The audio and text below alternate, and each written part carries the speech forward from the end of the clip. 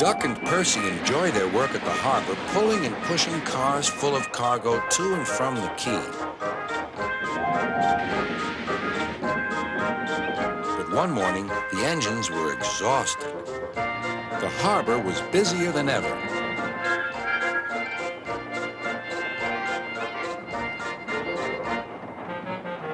Sir Topham Hatt promised that another engine would be found to help them. "Huh, it's about time," said Percy. "I ache so much I can hardly get my wheels to move," agreed Duck. They waited for the engine to arrive. It came as a shock when he did. "Good morning," squirmed Diesel in his oily voice. The two engines had not worked with Diesel for a long time. "What are you doing here?" gasped Duck. "Your worthy top, Sir Topham Hatt sent me. I hope you are pleased to see me again. I am to shunt some dreadfully tiresome cars." "Shunt where?" said Percy suspiciously. "Where? Why, from here to there," purred Diesel, "and then again from there to here. Easy, isn't it?" With that, Diesel, as if to make himself quite clear, bumped some cars hard. "Oh!" screamed the cars. "Grrr!" growled Diesel. Percy and Duck were horrified. They did not trust Diesel at all. They refused to work and would not leave their shed.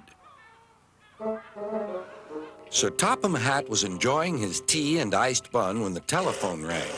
"So there's trouble in the harbor yard? I'll be there right away." Diesel was working loudly and alone. Cargo lay on the quay. Ships and passengers were delayed. Everyone was complaining about Sir Topham Hatt's railway. Percy and Duck were sulking in their shed. "What's all this?" demanded Sir Topham Hatt. "We're on strike, sir," said Percy nervously. "Yes," added Duck. "Beg pardon, sir, but we won't work with Diesel, sir." "You said you sent him packing, sir." "I have to give Diesel a second chance," replied Sir Topham Hatt. "I'm trying to help you by bringing Diesel here. Now you must help me. He was the only engine available." Percy and Duck went sadly back to work. Next morning, things were no better. Diesel's driver had not put his brakes on properly, and Diesel started to move. He went bump straight into Percy. "Wake up there, Percy," scowled Diesel. "You have work to do." He didn't even say he was sorry to Percy.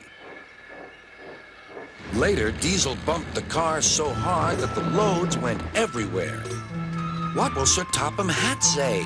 gasped Percy. "He won't like it," said Duck. "So who's going to tell him, I wonder? Two goody-goody tattletales like you, I suppose?" Percy and Duck did not want to be tattletales, so they said nothing. Diesel, thinking he could get away with his bad behavior, was ruder than ever. Next day, he was shunting freight cars full of china clay. He banged the cars hard into the buffers, but the buffers weren't secure. The silly cars were sunk.